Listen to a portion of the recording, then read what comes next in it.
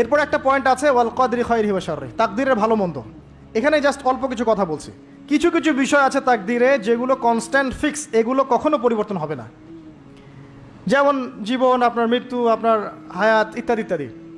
কিছু বিষয় আছে যেগুলো ঝুলন্ত, মুআল্লাকা, এগুলো ভালো কাজ দিয়ে পরিবর্তন হয়, দোয়া দিয়ে পরিবর্তন হয়, নেকির কাজ দিয়ে, তাকওয়া দিয়ে পরিবর্তন হয়।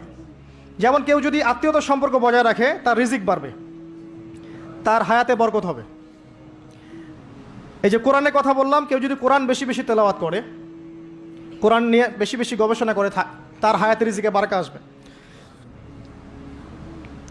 কেউ যদি প্রতিবেশীর খোঁজ খবর নেয়, পিতামাতার সেবা করে, মা না থাকলে খালার সেবা করে, তারও বারাকা আসবে। কেউ যদি বেশি বেশি দোয়া করতে থাকে, আল্লাহর কাছে প্রচুর দোয়া করে, খালি দোয়া আর দোয়ার উপর থাকে, দেখবেন ও বিপদ আপদে কম পড়বে। আর বিপদ আপদ আসলেও দেখবেন আল্লাহ পাক গায়েবী মাদাতে দেখবেন কোনো না কোনোভাবে তাকে সেভ করে ফেলছেন। কারণ দোয়া দিয়ে তাকদীর পরিবর্তন হতে পারে। আর কিছু বিষয় কনস্ট্যান্ট, এগুলো পরিবর্তন হবে না। এখানে কিছু মানুষ বলেছে তাকদীর বলতে কিচ্ছু নাই, মানুষ যা করবে তাই পাবে। তাকদীর বলতে কিচ্ছু নাই, মানুষ যা কাজ করবে সেটাই মানুষ পাবে, মানে মানুষের কর্মের স্বাধীনতাই চূড়ান্ত। তাকদীর বলতে আসলে কিছু নাই। এদেরকে বলা হয় কাদারিয়া। কি বলা হয়? কাদারিয়া। নবীজি বলেছেন এরা যদি মারা যায় জানা যায় যাবে না, এরা যদি অসুস্থ হয় দেখতেও যাবে না, এরা হচ্ছে এই উম্মতের মাজুস, অগ্নি পূজারী। এরকম মানুষ আছে তো আমাদের মধ্যে, তাকদীরে বিশ্বাস করে না, মানুষের কর্ম যা তাই হবে। এটা দলিলও আছে আবার কোরআনে, ওয়ালাইসা লিল ইনসানি ইল্লা মা সাআ, মানুষ তার চেষ্টার বাইরে কিছু পাবে না। এটা হচ্ছে গরুর লেস ছাগলের পিছনে লাগানো, আর ছাগলের লেস গরুর পিছনে লাগানো, বাতিল কিয়াস, ইবলিসের মতো। আর একদল আছে যারা মনে করে কর্মের স্বাধীনতা বলতে কিচ্ছু নাই, তাকদীরই সব, যা আছে ভাগ্যে তাই হবে। আমার কাজের কোনো স্বাধীনতা নাই, আল্লাহ চাইলে ভালো করতে পারবো, না চাইলে পারবো না। চুরি করছি কেন? আল্লাহ তাকদীরে লিখছিলেন তাই চুরি করছি। জেনা করলাম কেন? ঘুষ খাইলাম কেন? দুর্নীতি কেন করে? আল্লাহ লিখছেন তাকদীরে তাই, আমার তো কিছু করার নাই। ওমর রাদিয়াল্লাহু আনহুর কাছে এরকম একজন ব্যক্তি আসছিলেন, একদিন বলছিলাম আমি, এসে বলছে আমি তো চুরি করি নাই, আল্লাহ তাকদীরে লিখছেন তাই আমি চোর হয়েছি। ইবনুল খাত্তাব তিনি বললেন যে ঠিক আছে, কোনো সমস্যা নাই, যে আল্লাহ তোমার তাকদীরে লিখেছেন তুমি চুরি করবা, সে আল্লাহ আমার তাকদীরে লিখেছেন আমি তোমার হাত কেটে ফেলবো, এই আর কি। এদেরকে বলা হয় আবার জাবারিয়া। এদের নাম কি? জাবারিয়া। এদেরও দলিল আছে, আম লিল ইনসানি মা তামান্না ফালিল্লাহিল আখিরাতু ওয়াল উলা, মানুষ যা চায় তাই কি সে পাবে? আল্লাহর হাতেই সমস্ত ক্ষমতা। মানে এরা হয়েছে কি দুইজন দুই দুয়ারে চলে গেছে আর কি। এর মাঝখানে ব্যালেন্সটা কি? তাকদীর আল্লাহর হাতে, আল্লাহ পাক তাকদীর লিখেছেন আসমান জমিন সৃষ্টির 50,000 বছর আগে, এরপরে আবার মায়ের গর্ভে যখন রূহ আসে তখনও, তারপরে লাইলাতুল কদরে তাকদীর আবার বাজেট পেশ করা হয়। কিছু বিষয়ে কনস্ট্যান্ট আর কিছু বিষয় আছে মুআল্লাকাত, কাজের মাধ্যমে আপনি পরিবর্তন করতে পারবেন। আর নবী সাল্লাল্লাহু আলাইহি ওয়াসাল্লাম বলেছেন সাহাবীদেরকে যে মানুষকে যে ফলাফলের জন্য সৃষ্টি করা হয়েছে পৃথিবীতে তার কাজ সেরকমই হবে। মানে যাকে আল্লাহ পাক জান্নাতের জন্য সৃষ্টি করেছেন পৃথিবীতে সে সেরকমই কাজ করতে থাকবে। যাকে আল্লাহ পাক জাহান্নামের জন্য সৃষ্টি করেছেন বা যার তাকদীরে লেখা আছে সে জাহান্নামে যাবে, পৃথিবীতে তার কাজও তেমনই হবে। সূরা লাইলের মধ্যে দলিল আছে। এই 6টা বিষয় হচ্ছে ইমানের পিলার, মনে থাকবে ইনশাআল্লাহ। আল্লাহর প্রতি বিশ্বাস, মালায়েকা, কুতুবিহি ওয়া রুসুলিহি ওয়াল ইয়াউমিল আখির ওয়াল কদরি খায়রি ওয়া শাররি। এই 6টা পিলারকে মনে বিশ্বাস করা, মুখে স্বীকার করা আর কাজে বাস্তবায়ন করার নাম হচ্ছে ইমান। মনে থাকবে ইনশাআল্লাহ। মনে বিশ্বাস, মুখে স্বীকার আর কাজে বাস্তবায়নের নাম কি? ইমান। শুধু মনে বিশ্বাস করি, কাজ নাই, ইমান আছে? ইমান আছে, নামাজ পড়ি না, চলবে? চলবে না। এখানে 2টা দল আছে, ভালো করে বোঝেন এই জায়গাটা। এক দল হচ্ছে মনে করে জাস্ট মুখে লা ইলাহা ইল্লাল্লাহ একবার বললেই জান্নাত। কথা বুঝতে পারছেন? এদেরকে বলা হয় মুরজিয়া। কি বলা হয়? মুরজিয়া, মানে শৈথিল্যবাদী। আরেক দল আছে যারা মনে করে মানুষ কবিরা গুনাহ করলেই কাফের হয়ে যায়, এদেরকে বলা হয় খারেজি। কি বলা হয়? খারেজি। পৃথিবীতে যত দেশে দেশে এই যে জঙ্গিবাদ ছড়িয়ে পড়েছে, এর মূল আকীদা হচ্ছে এই যে খারেজি আকীদা।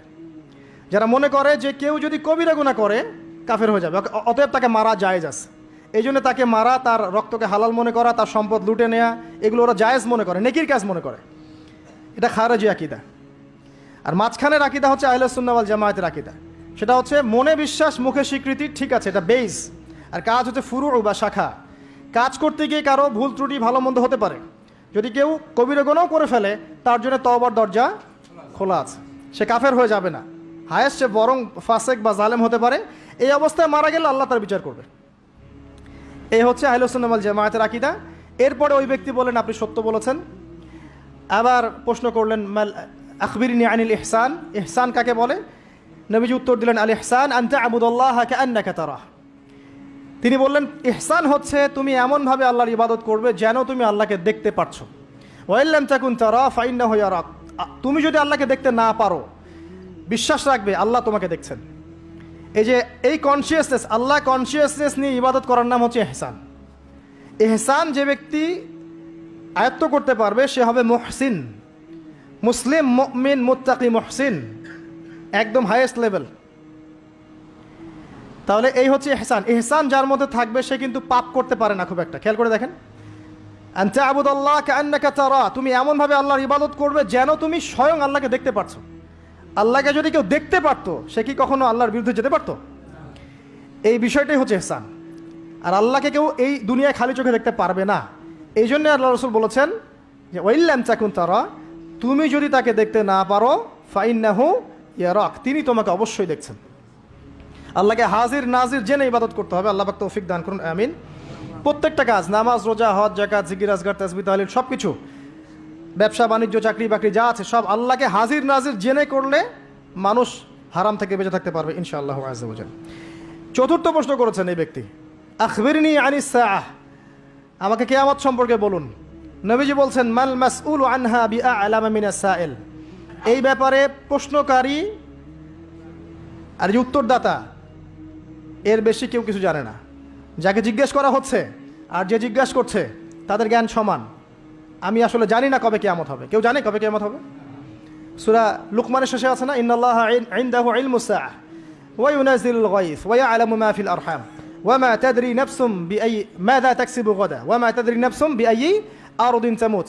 পাঁচটা বিষয় আল্লাহ ছাড়া কেউ জানে না।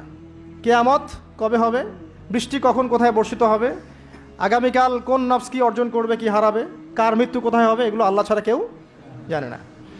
তো এই জন্য তিনি বলেছেন মাল মাসউলু আনহা বিআ'লামা মিনাস সাইল, এই বিষয়ে জিজ্ঞাসিত ব্যক্তি প্রশ্নকারীর চেয়ে বেশি জানে না।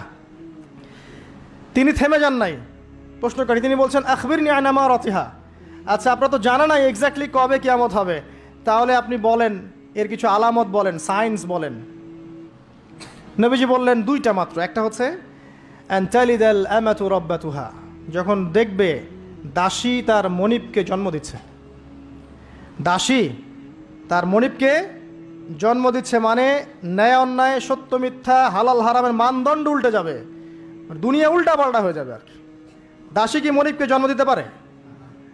মানে মানদণ্ড কি হবে? উল্টে যাবে। আর একটা ব্যাখ্যা হচ্ছে ওলামায়ে কেরাম করেছেন যে পিতা মাতাদের সাথে শেষ জামানায় দাস দাসীর মতো আচরণ করা হবে। এটাও ঠিক আছে ব্যাখ্যা। একটা আধুনিক ব্যাখ্যা হচ্ছে যে সত্যিকার অর্থেই দাসী মনিবকে জন্ম দিবে। কিভাবে?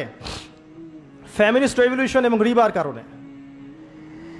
ফ্যামিলিস্ট রেভলিউশনের কারণে মেয়েরা এত বেশি বস্তুবাদী হয়ে যাবে যে তারা সন্তান জন্ম দেওয়ার ফুরসত পাবে না। এই যুগটা কি আসছে? সন্তান জন্ম দেওয়ার ফুরসত পাবে না। এটা অন্য কান্ট্রিগুলো থেকে তাকায় দেখেন, এটা অ্যাভেলেবেল হচ্ছে। তখন দরিদ্র রাষ্ট্র থেকে দেখা যায় মেয়েদেরকে হায়ার করতে হয়, গর্ভ হায়ার করে, গর্ভ এখন হায়ার করা হয় সন্তান জন্ম দেওয়ার জন্যে। সেখানে কি হবে, এক ব্যক্তির স্পার্ম, শুক্রাণু সেখানে ইনজেক্ট করা হবে। 9 মাস এখানে সন্তানটা বড় হবে। এই 9 মাস তাকে মাশাআল্লাহ খুব ভালো খাবার দাবার দেওয়া হবে এই মহিলাটাকে। এরপর সেই মহিলা সন্তান জন্ম